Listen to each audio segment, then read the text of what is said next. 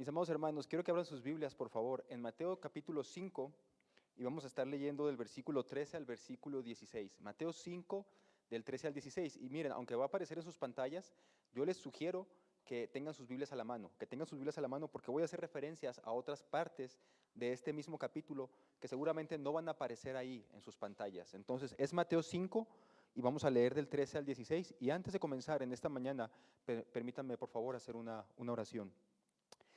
Gracias, bendito Padre, por la oportunidad que nos das de estar juntos a través del internet, Señor. Sabemos que no es lo mejor y quizás no es la manera más apropiada de mantenernos en comunicación, pero ahorita, Señor, las circunstancias nos han orillado a esto. Y confiamos, Padre, en que pronto podremos estar nuevamente reunidos de una manera presencial y nos podremos ver cara a cara.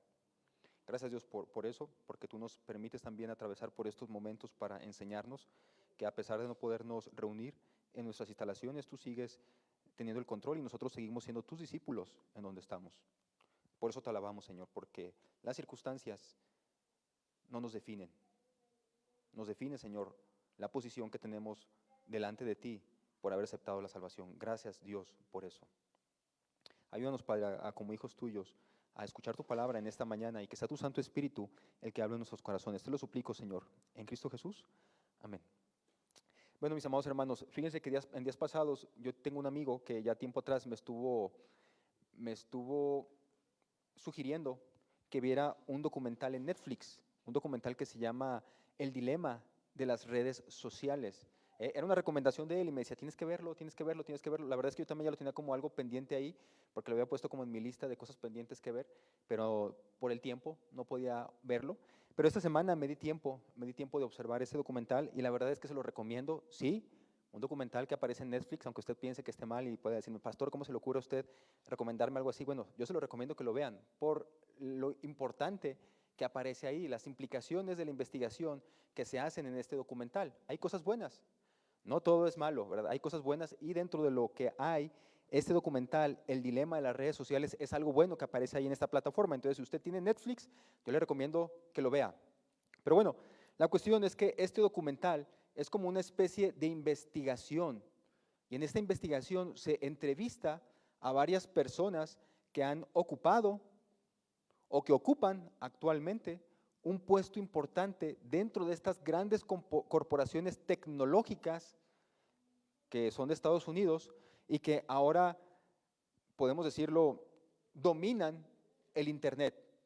Y estamos hablando de las redes sociales, estamos hablando de que ahí en estas entrevistas aparecen gente que estuvo trabajando para Instagram, para Google, para Facebook, para Twitter y todas estas otras redes sociales y aparecen ellos. ¿Alguna vez fueron trabajadores de la empresa o algunos todavía lo siguen siendo? Bueno, por ejemplo, uno de ellos, uno de los que aparece en estas entrevistas es el co-creador, o sea, él y otra persona juntos crearon el me gusta de Facebook, esa manita para arriba, me gusta. Ellos lo crearon, ¿verdad? Él aparece ahí en esta entrevista y dice sus datos, sus comentarios.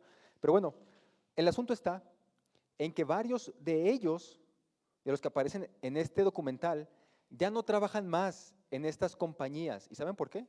Porque ellos consideran que muchas de estas compañías tecnológicas operan sin un verdadero código de ética.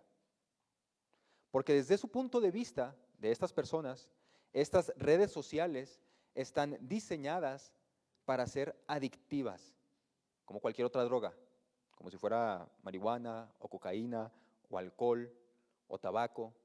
Entonces ellos dicen, estas redes sociales operan de la misma manera que operan las drogas, son adictivas.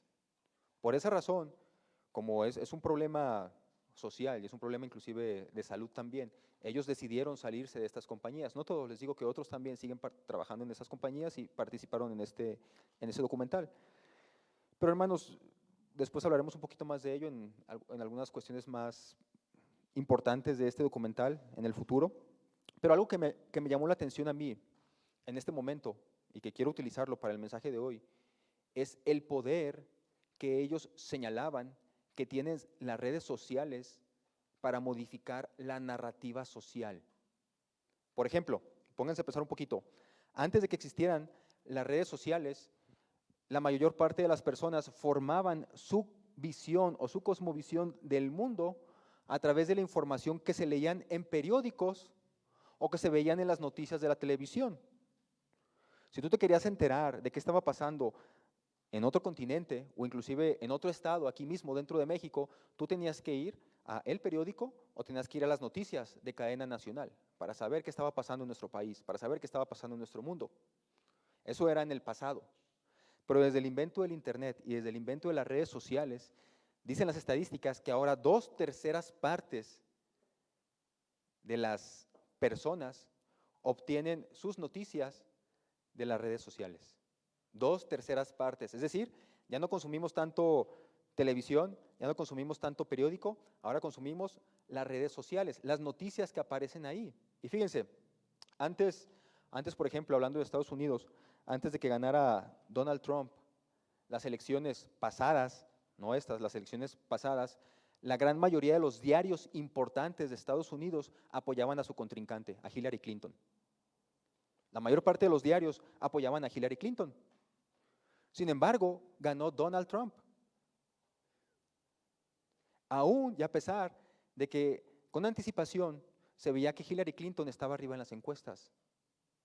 Y cuando ganó Donald Trump, lo que él dijo en su comentario o en aquella ocasión después de que él ganó, él dijo que él creía y estaba seguro que su victoria se debía a las redes sociales.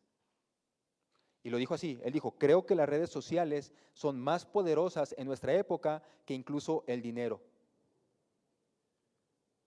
Porque en Estados Unidos usted sabe que cada uno de los que van contendiendo por la presidencia, ellos van juntando y van recolectando dinero de simpatizantes para así poder hacer más publicidad en la campaña.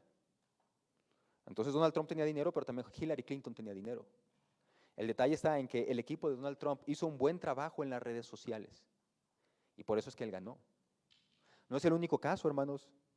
Jair Bolsonaro, que también es el presidente de Brasil, él surge de un partido político de una minoría, un partido político al que solamente se le daban 8 segundos de televisión. Y sin embargo él compitió para las elecciones de ese país en ese partido tan pequeño, pero se hizo del poder de la presidencia nacional de Brasil por su campaña agresiva dentro de las redes sociales. No podemos negar la enorme influencia que tienen en nuestra sociedad las redes sociales. Es tan fuerte la influencia de las redes sociales que pueden moldear nuestros pensamientos para bien o para mal. Tristemente, y de una mayor manera, las redes sociales están influenciando a nuestra sociedad de una manera negativa. Se pueden utilizar para el bien, pero el mayor uso que se les da a las redes sociales es para influir de una manera negativa. Miren, a través de las redes sociales se han orquestado golpes de Estado, se han organizado grupos paramilitares que han causado caos y destrucción, atentados terroristas. Por ejemplo, ahorita el conflicto que hubo en Birmania o Myanmar, como se le conoce allá en el país, tiene sus orígenes en una polarización religiosa ya de mucho tiempo atrás, pero que ahora se ha potenciado por las redes sociales y de tal manera que estalló un conflicto interno dentro del país y los militares tomaron el control del país, un golpe de Estado, una crisis profunda política y social. Era una crisis que ya tenían anteriormente por diferencias religiosas, pero fue potenciado por las redes sociales, se empezaron a diseminar discursos de odio, discursos de pelea con los demás, y surgió este conflicto dentro de este país. Y es solamente un ejemplo de muchos más, hermanos. Una de las consecuencias de esta influencia de las redes sociales y que todos nosotros podemos observar a simple vista es el aumento de la polarización. Y cuando nosotros nos referimos a la polarización, estamos diciendo que las personas se están enfocando cada vez más en sus diferencias que en aquellas cosas que los unen. En Estados Unidos, por ejemplo, antes había, como podemos decir, estaban los republicanos, los demócratas y los que estaban en neutros, ni republicanos ni demócratas, pero poco a poco esa brecha se ha abierto más. Hay menos neutros, hay más gente republicana y hay más gente demócrata. Polarización. Dentro de nuestro país vemos también polarización. Quienes aman al presidente lo defienden a capa y espada, y quienes lo odian hacen con él lo que quieren. Polarización. Esto ha sido solamente algo de lo que han causado las redes sociales. Les digo que también son cosas buenas, pero lamentablemente han influido de una manera mayormente negativa. Entonces, hermanos, es innegable, digo yo, la influencia de las redes sociales en la sociedad moderna, que se alimenta de noticias falsas, de estos mentados bots que lanzan estas fake news, estas noticias falsas, de estas teorías de conspiración. Ya ven que también de pronto en la internet surgió, de pronto a alguien se le ocurrió decir, y como un chiste lo dijo, la Tierra es plana, como un chiste lo dijo, la Tierra es plana. Ahorita ya hay gente que cree que la Tierra es plana.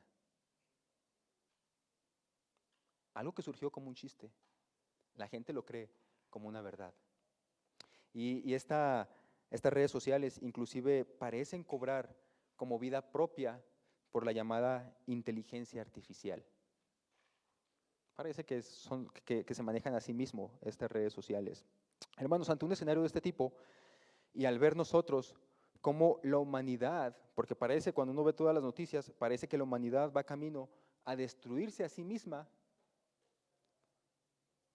nos empezamos a preguntar seguramente, bueno, ¿y qué pasa con Dios? ¿Qué pasa? ¿Acaso Dios no puede hacer algo para detener toda esta maldad? ¿Saben qué puedo decir con esto, hermanos? Que sí. Dios sí hace algo para detener el mal de nuestro mundo. Y lo más importante, tú eres el medio que Dios utiliza para influir positivamente en nuestro mundo. La palabra de Dios, y lo que vamos a ver hoy, nos enseña que un discípulo de Jesús influye en su entorno. Influye positivamente en su entorno. Un discípulo de Jesús influye en su entorno. Nosotros somos receptores de la gracia de Dios. Nosotros somos receptores de las bendiciones de Dios. Nosotros somos receptores del cuidado de Dios para influir positivamente en nuestra sociedad. Y miren, hemos estado viendo estas características, ¿verdad? Hemos estado viendo estas características o cualidades de lo que es ser un discípulo de Jesús. Y ya dijimos en aquella primera ocasión que un discípulo de Jesús es alguien que ha nacido de nuevo, en el primer mensaje. Luego dijimos que un discípulo de Jesús ama como Jesús ama. Y la semana pasada dijimos que un discípulo de Jesús cree en la palabra de Dios. Y eso significaba buscar la palabra de Dios y significaba obedecer la palabra de Dios. Y hoy vamos a hablar sobre influir. Porque un discípulo de Jesús, según la palabra de Dios, influye positivamente en su entorno. Su familia, sus amigos, su trabajo, su ciudad, su país, su mundo. Los discípulos de Jesús estamos puestos aquí en esta tierra para influir positivamente. En cada entorno distinto en que el cristiano es parte de él, su vida debe ser de influencia para otros. Es lo que dice la palabra de Dios. Acompáñenme pues, Mateo capítulo 5, vamos a leer ahí del 13 hasta el 16 y vean lo que está diciendo aquí Jesucristo. Mateo capítulo 5, del 13 al 16 dice lo siguiente: ustedes son la sal de la tierra. Ustedes son la sal de la tierra. Pero ¿para qué sirve la sal si ha perdido su sabor? ¿Puede lograr que vuelva a ser salada? La descartarán y la pisotearán como algo que no tiene valor. Ustedes son la luz del mundo, como una ciudad en lo alto de una colina que no puede esconderse. Nadie enciende una lámpara y luego la pone debajo de una canasta. En cambio, la coloca en un lugar alto donde ilumina a todos los que están en la casa. De la misma manera, dejen que sus buenas acciones brillen a la vista de todos, para que todos alaben a su Padre Celestial. Estas palabras que dice Jesús son parte del famosísimo Sermón del Monte. Y yo estoy seguro que ustedes recuerdan el Sermón del Monte, porque por lo menos recuerdan la primera bienaventuranza: bienaventurados los pobres en espíritu, porque de ellos es el reino de los cielos.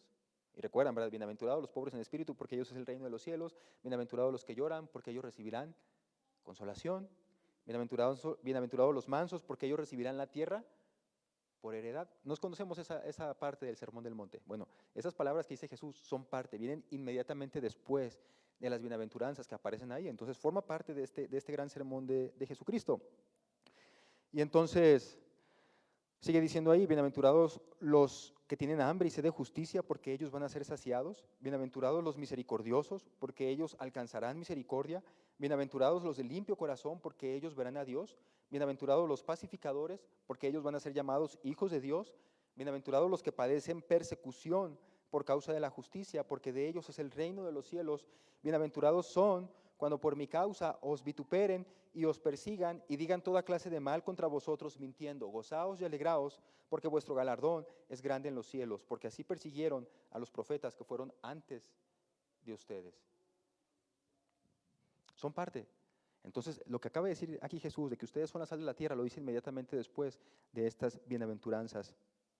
Pero comienza el sermón del monte diciendo lo siguiente en el versículo 1 y 2, que había una gran multitud. Había una gran multitud, y como esta gran multitud estaba siguiendo a Jesús, dice la palabra de Dios que Él se subió a una ladera de la montaña, y entonces ahí se sentó, y sus discípulos, versículo 1 del capítulo 5, y sus discípulos se sentaron a su alrededor, y entonces Él comenzó a enseñarles. En otras palabras, este sermón está dirigido especialmente a sus discípulos. Y por lo tanto, nosotros podemos decir que todo verdadero creyente es un discípulo y todo discípulo es un verdadero creyente. Es lo que he dejado bien en claro en estas predicaciones pasadas. Entonces, si tú eres un creyente, si tú dices que eres un cristiano, la enseñanza de hoy, que proviene de las palabras de Jesús en este sermón del monte, es para ti. Porque Jesucristo se les está diciendo a sus discípulos. Y miren, lo primero que observamos entonces en nuestro pasaje de hoy, de Mateo 5, del 3 al 16, es que Jesús dice: ustedes son la sal, ustedes son la luz. Ustedes son la sal de la tierra, ustedes son la luz de este mundo. Les está diciendo a sus discípulos. No les está diciendo, ustedes pueden ser, no. No les dice, ustedes llegarán a ser. Les está diciendo en tiempo presente, ustedes son la sal, son la luz. Si tú eres entonces un hijo de Dios, porque has puesto tu fe en Cristo, entonces eres sal de la tierra y luz del mundo. No es, voy a ser, seré, probablemente seré sal, probablemente seré luz. No, si tú eres hijo de Dios, eres su discípulo y por lo tanto eres sal y eres luz. Ahorita voy a explicar lo que esto significa, ser sal y luz. Pero lo que quiero que tú notes aquí es que la Biblia no habla de una probabilidad o una posibilidad, sino que está hablando de una realidad. Si tú eres hijo de Dios, eres sal y eres luz.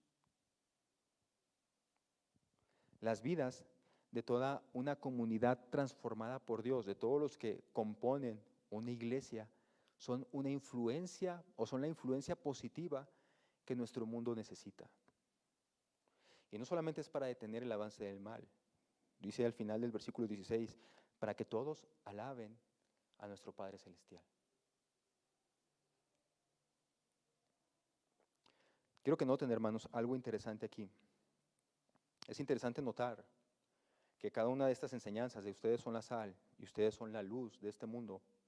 Es interesante notar que las dice Jesús inmediatamente después de decir que el mundo se burla, el mundo persigue, el mundo miente y el mundo dice toda clase de cosas malas en contra de sus seguidores. Es lo que dice Jesús en el versículo 11 del capítulo 5, antes de que diga Jesús esto de la sal y la luz.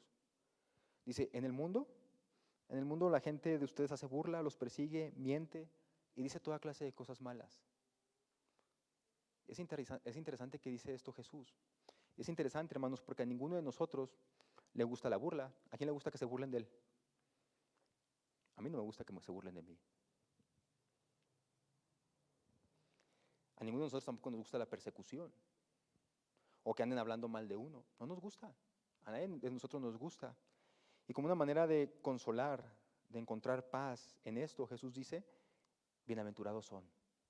Dichosos son ustedes cuando la gente hace todo esto en contra de ustedes. Cuando la gente se burla de ti por ser cristiano, Cuando la gente habla mal de ti por ser cristiano, cuando la gente te persigue por ser cristiano, bienaventurados son.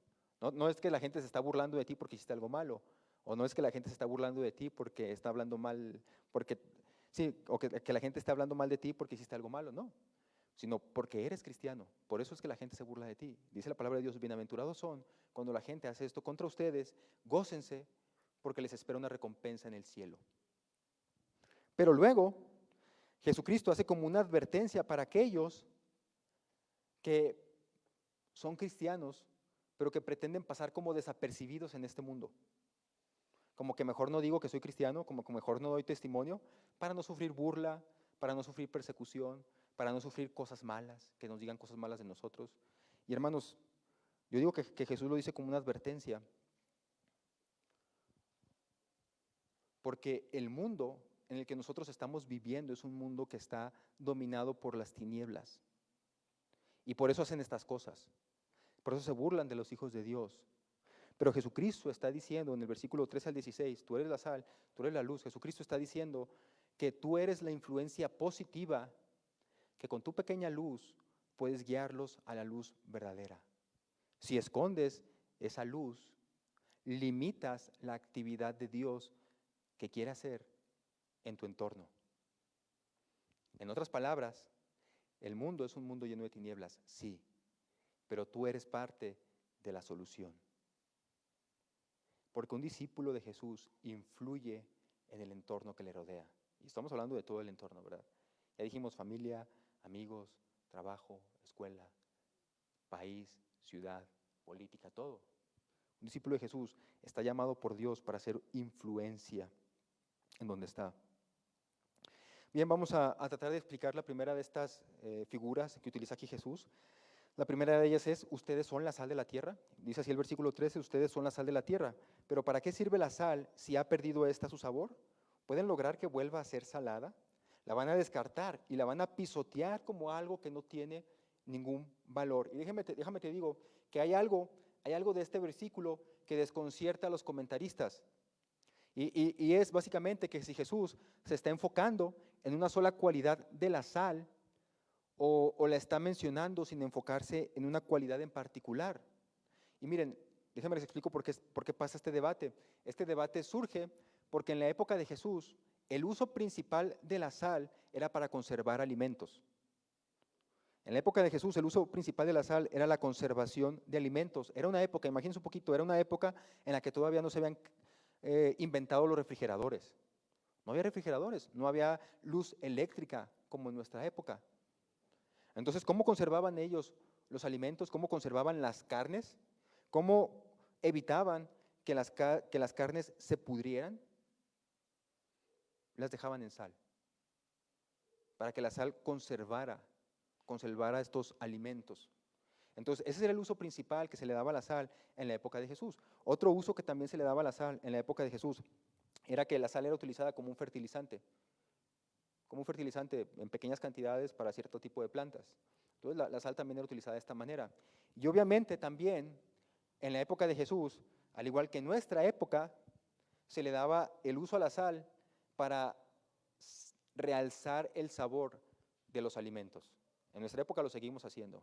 Pero para nosotros es bien sencillo pensar que como para nosotros la sal sirve simplemente para realzar el sabor de los alimentos, Jesucristo estaba pensando en esto nada más. Pero la sal en la época de Jesús tenía otras muchas aplicaciones distintas. Luego Jesús va a decir, ¿para qué sirve la sal si ha perdido su sabor? ¿Para qué sirve la sal si ha perdido su sabor? Y entonces varios empiezan a pensar, bueno, inclusive aquí hay un buen debate porque de pronto algunas personas están diciendo, bueno, se está refiriendo Jesucristo a gente que si era cristiana y que luego dejó de ser cristiana. Por lo tanto, pues alguien que es cristiana y dejó de ser cristiano, solo sirve para ser pisoteado, o sea, para ser echado al fuego, al infierno. Nosotros no creemos que la salvación se pierda y no es lo que está enseñando este pasaje. Y entonces se pueden preguntar ustedes, bueno, ¿por qué dice esto?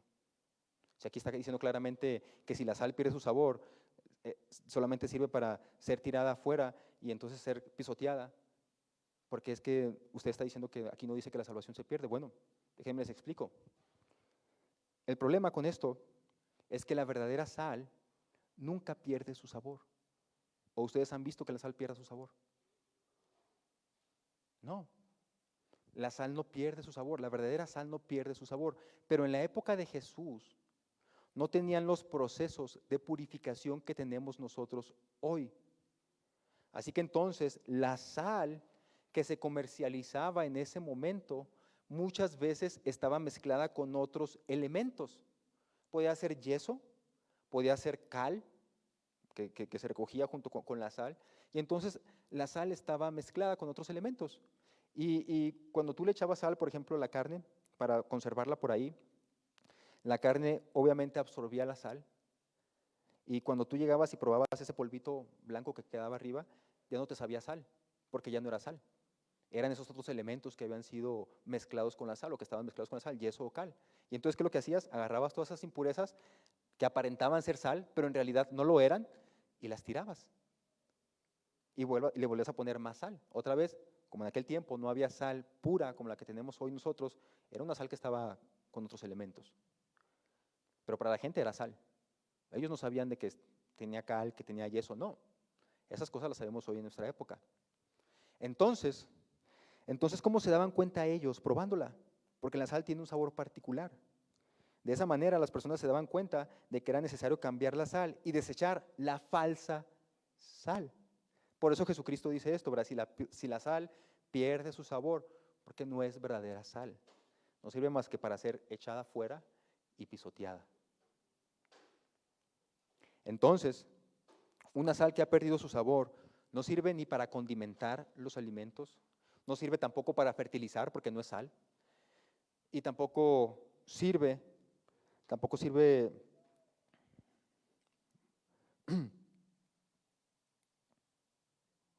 para conservar, tampoco sirve para conservar los alimentos. Entonces, la manera como ellos identificaban si la sal aún era efectiva era probándola. Por eso Jesucristo habla del sabor. Porque tú no sabes, ¿verdad? Tú no sabes si es sal o no es sal hasta que no la pruebas. Lo ves blanco igual que lo demás. Por eso Jesucristo tiene que hablar del sabor. ¿Tú cómo vas a saber que ya perdió su poder de conservación? Tú no puedes notar esto. Tú solamente puedes notar el sabor ha cambiado, ya no es sal. Entonces, ahora sí, hermanos, juntando todo esto, podemos entender lo que Jesús está diciendo a sus discípulos cuando les dice, ustedes son la sal de la tierra.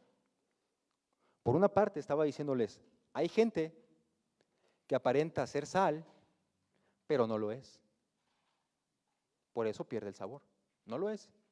Y hay quienes verdaderamente sí son sal. Y esa apariencia de ser sal, esa apariencia de ser trigo, esa apariencia de ser creyente es algo que hemos venido tratando prácticamente desde el principio de esta serie, donde hay quienes aparentan ser y hay quienes son verdaderamente. Pero bueno, si todo discípulo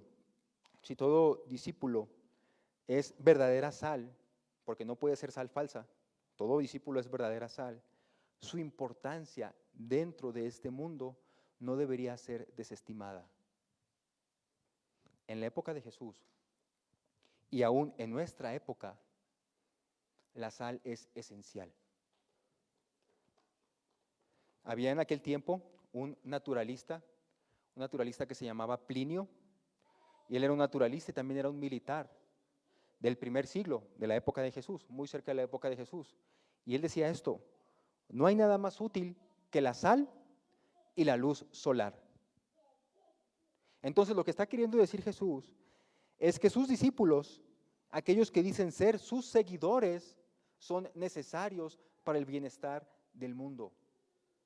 Aquellos que han experimentado una transformación en sus vidas al entrar en contacto con el reino de Dios, ahora son distintos a los demás.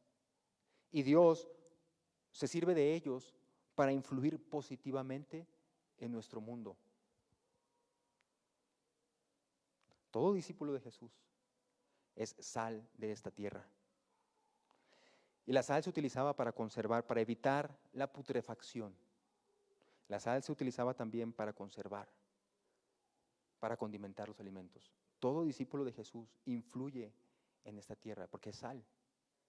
Nuestro trabajo, ¿verdad?, como discípulos de Jesús es evitar esa putrefacción que continuamente está empezando a surgir en nuestra sociedad. Es parte de nuestro trabajo. Yo sé que quizás algunos están pensando, bueno, pastor, pero ahora los doctores nos dicen que debemos evitar la sal, ¿no?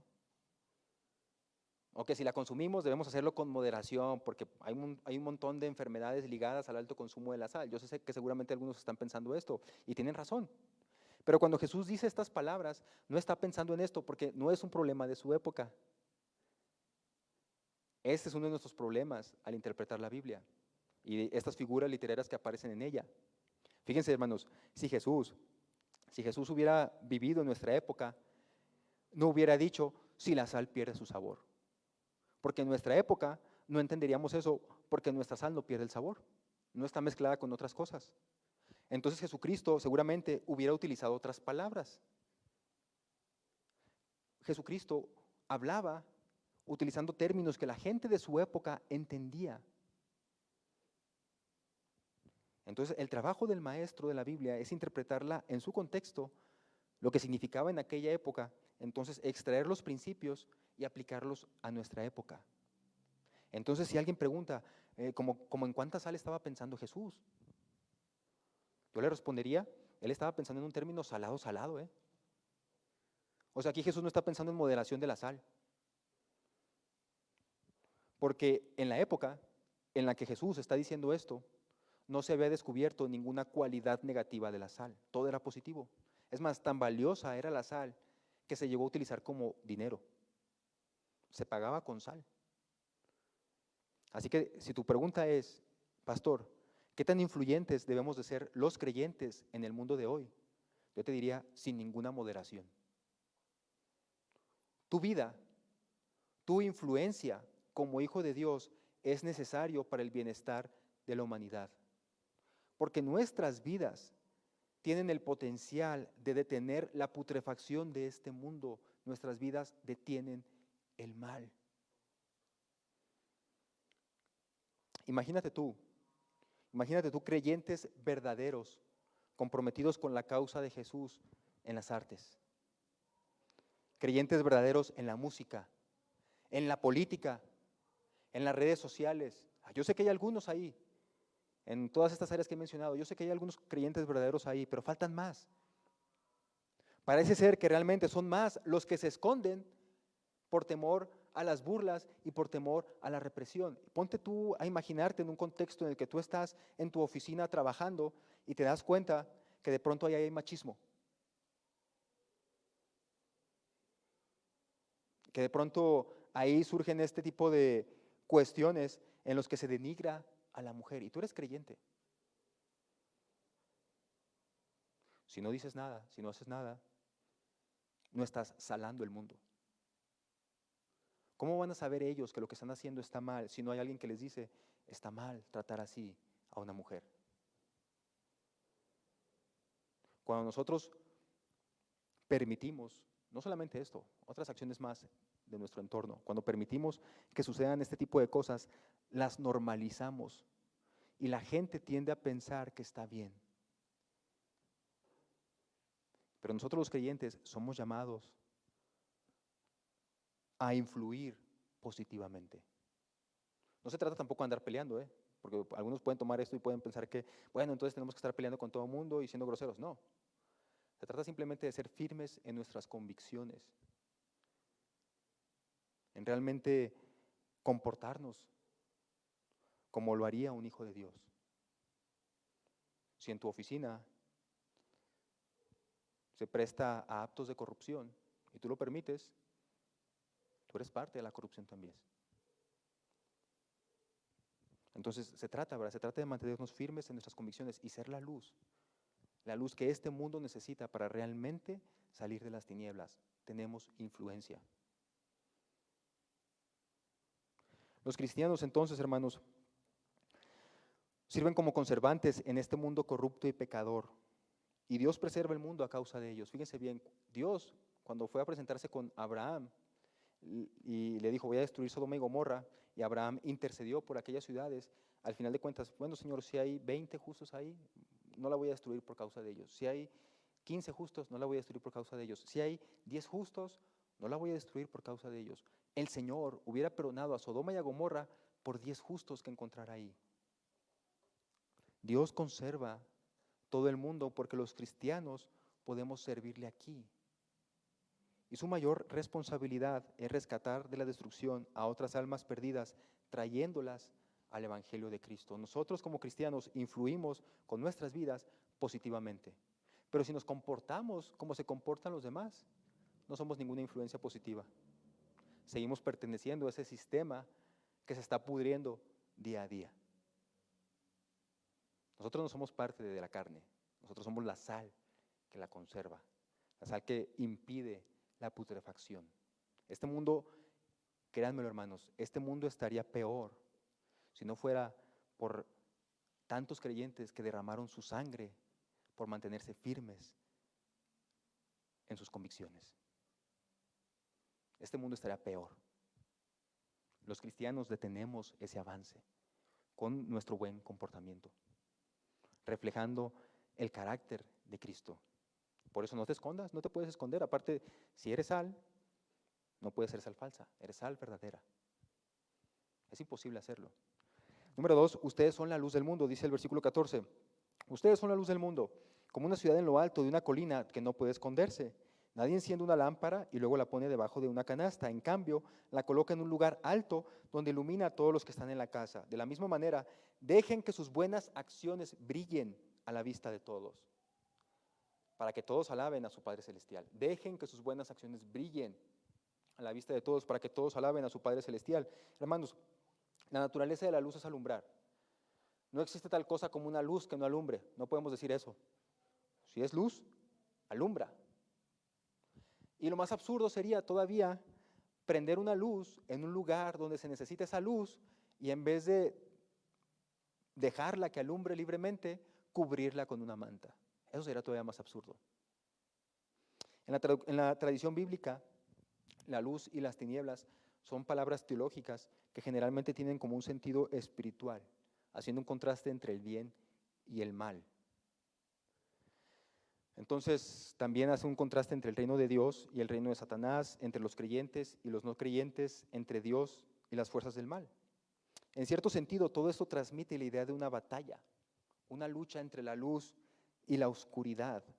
Y mientras las armas de las fuerzas del mal son la mentira, la persecución y la burla, las armas de los hijos de Dios son las buenas acciones. Por eso yo dije antes, no se trata de andar peleando con todo el mundo, no se trata de ser grosero, no se trata de seguir difundiendo discursos de odio, no.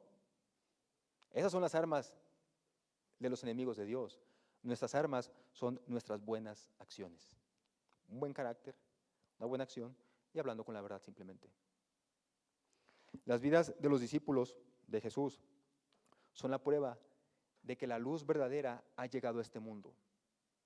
Los discípulos no son meros portadores de la luz, sino que encarnan a la luz, porque dice, ustedes son la luz del mundo. Miren, hermanos, en una ocasión yo iba manejando, era una avenida bastante grande allá en Ciudad Juárez, era una avenida como de 5 carriles, y era una zona, pues no era de alta velocidad, pero sí era una buena velocidad, creo que el límite era como 70 o 80 kilómetros por hora, algo así, y era plena luz del día. Y de pronto empezó todo a oscurecerse, así muy rápido, repentinamente, y se soltó un aguacero, pero de esos fuertísimos que parecían como un diluvio, de esos que no te permiten ver más allá y los limpiabrisas, por más rápido que están, no logran sacar todo el agua. Bueno, en ese momento, si yo hubiera bajado la velocidad de golpe, podría provocar un accidente en el que venía detrás de mí. Pero también yo no sabía qué tanta distancia había para el carro de enfrente.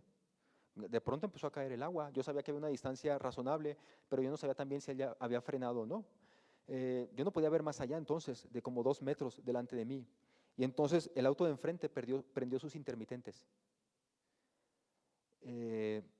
Yo también hice lo mismo, también prendí mis intermitentes y esa pequeña luz que se veía apenas a lo lejos, enfrente de mí, de ese auto que iba en mi carril, me hacía a mí calcular la distancia que me faltaba para llegar a ese carro, la velocidad a la que iba él, y también me ayudaba a mí a mantenerme dentro de mi carril.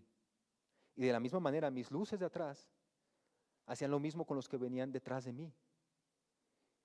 Ahora que pienso en esto, creo que fue una muy buena idea a quien se le ocurrió ponerle luces a los carros. Para mí es una buena idea a quien se le ocurrió hacer esto, porque no solamente te sirven a ti para guiarte en la oscuridad, sino que también guían a otros que vienen detrás de ti. En un mundo, en un mundo que está dominado por las tinieblas, en un mundo donde la oscuridad del príncipe de este mundo lo domina, la luz que el creyente proyecta, puede ser el único medio que tengan otras personas para venir a la verdadera luz de Cristo. Pero si la escondes, no les permites a ellos llegar a Cristo. No se esconde una luz, ni se le pone una manta. Se pone en lo más alto para que todos la vean. En un mundo que necesita totalmente de Cristo, nuestras vidas deben reflejar su luz para que la gente venga a Él, pueda guiarse por esa luz. Antes de terminar esta idea, hermanos, Jesús no nos dice que hagamos un espectáculo de nuestras buenas obras. No está diciendo eso, Porque yo sé que algunos pueden estar pensando con esto, bueno, pastor, pero ¿qué pasa cuando más adelante Jesucristo dice, tú cuando entres a tu habitación, cuando vayas a orar, no lo hagas como los publicanos que les encanta ser alabados por todos? No, tú entra en tu habitación y hazlo en secreto. Que no se entere tu mano derecha lo que hace tu mano izquierda cuando vayas a dar diezmos, ofrendas, limosnas. Entonces, aquí Jesucristo no está diciendo que debemos hacer alarde de nuestras buenas obras. Nos llama a vivir realmente nuestra fe aún en la presencia de los impíos. Mientras nosotros tengamos presente que vamos a glorificar o que deseamos glorificar a Dios y no a nosotros mismos, seguramente sabremos cómo hacerlo. Entonces, la diferencia está no en los actos externos, sino en el corazón que los produce. No se trata entonces de estar alardeando ahí, yo fui a visitar a los presos y todo esto, ¿verdad? Yo fui al centro y repartí tantas despensas, yo fui a tal lugar. No se trata de eso. Se trata de ser un creyente en donde estás. Tan simple como eso. Si te están pidiendo que mientas, tú dices, yo no puedo mentir. A Dios no le gustan las mentiras. Son actos sencillos. Se trata también de ser amable, saludar a las personas, tratarlas bien. ¿Qué hay aquellas personas que nos atienden, por ejemplo, cuando nos echan gasolina? ¿Los saludamos? ¿Les dejamos propina? ¿Cómo somos con esas propinas? ¿Somos magnánimos o somos codos? ¿Se dan cuenta? O sea, no me estoy refiriendo a tenemos que ser religiosos para hacer luz. No. Vuestras buenas acciones los guiarán a Cristo. Un carácter que se parece al de Cristo. Comportarnos como verdaderos hijos de Dios puede ser el medio que Dios utiliza para salvar a otros. Pero cuando escondes esas cosas, al comportarte igual que el mundo o al esconder tu fe, no contribuyes a hacer de este mundo un lugar mejor donde vivir. Si los cristianos vivimos y aceptamos y hacemos lo mismo que hacen los que viven en este mundo, lo que le espera a este mundo simplemente es un final destructivo. No escondas, ¿verdad? Dios te ha salvado a ti para que seas influencia en otros, para que influyas positivamente. Miren, hermanos, la situación actual del mundo pide a gritos nuestra participación como hijos de Dios. Y les dije, no se trata de ser religiosos, no se trata de pararnos en cada plaza y ponernos a orar para que todos nos vean que oramos. No se trata de eso. En el año de 1818 llegó a América el primer misionero evangélico. Los católicos ya habían llegado en 1492, después del descubrimiento de América. Pero hasta el 1818 llegó el primer misionero evangélico a América Latina. Eso quiere decir que apenas tenemos como 200 años los evangélicos de habitar en este continente americano. Y vaya que se ha extendido en 200 años. No podemos decir que hay algún país dentro de América Latina que no tenga el evangelio. Faltan algunas regiones pequeñas, pero se ha extendido el evangelio. En 1818 llegó llegó este primer misionero evangélico. Él se llamaba Thompson, Diego Thompson. Y cuando él llegó aquí a América Latina, la situación era muy lamentable. Existían muy pocas escuelas y las que había estaban muy precarias, con muchas deficiencias. La gente del pueblo, la masa, el vulgo, no tenía acceso a la educación, ni se diga de las mujeres. Eso era algo reservado solamente para los más ricos. Y entonces llegó este misionero, un colportor, Diego Thompson, y él ofreció a los gobiernos un método de instrucción que se le llama el método de instrucción lancasteriano. Y el método consistía básicamente en utilizar a los alumnos más avanzados para enseñar a los principiantes.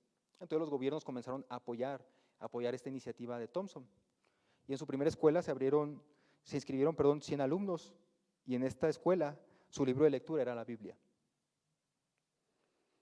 El progreso entonces fue notable. Pronto se establecieron 100 centros de enseñanza con 5,000 alumnos. Eso empezó a pasar en Buenos Aires, Montevideo, Chile, Quito, México y otros lugares. Porque Diego Thompson estaba convencido que la educación iba a ayudar a nuestro mundo. No estaba siendo religioso él. Él dijo, vamos a ayudar a nuestro mundo, vamos a ayudar a América Latina, vamos a enseñarles cómo educar a la gente, y empezó a repartir también Biblias. Y vaya que ayudó bastante la enseñanza de Thompson. Vaya que ayudó bastante en nuestra época. Inclusive, hermanos, dentro del cristianismo, los cristianos han sido los primeros que han sido más abiertos a la educación, inclusive en la educación de las mujeres. Este mundo estaría peor si no hubieran existido cristianos comprometidos con su fe. No todos somos misioneros como Thompson, pero todos tenemos círculos de influencia. Desde la madre soltera, que tiene que educar a sus hijos y que tiene que trabajar por sus hijos, hasta el empresario que tiene grandes empresas y que maneja grupos de 300, 400 personas a su cargo. Políticos también. Todos tenemos círculos de influencia, nuestra familia, nuestra colonia. Algunos tienen cargos más grandes, círculos de influencia mayor, son gerentes en su trabajo, tienen algún cargo político, son influencers ahora con esto nuevo de las redes sociales. Hermanos, en todos estos círculos de influencia, comportémonos como discípulos de Jesús, porque a través de nuestras vidas, Dios influye en nuestro mundo. ¿Cómo es que Dios detiene la maldad de nuestro mundo? A través de sus hijos. A través de sus hijos que se involucran en todas las esferas del mundo: artes, política, gobierno, economía, empresarios, cristianos diseminados en todas estas áreas, comportándose como hijos de luz, influyen positivamente, trato digno a las personas, honradez, justicia.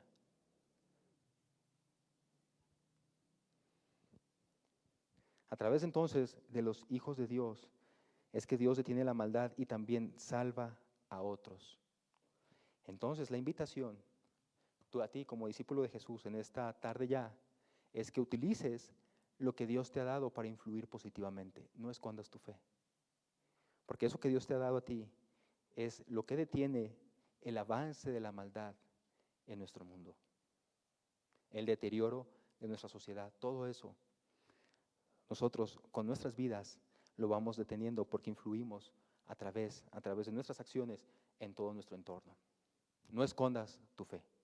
Tú eres la sal de la tierra, la luz de este mundo.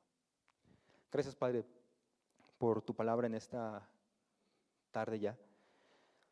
Gracias, Dios, porque tú sigues involucrado en nuestro mundo a través de tu iglesia. Es verdad que no tenemos un tiempo para estar juntos como iglesia en un templo, en unas instalaciones, pero seguimos teniendo influencia en este mundo. Nuestra vida cristiana no es algo que se ve nada más aquí los domingos en el templo.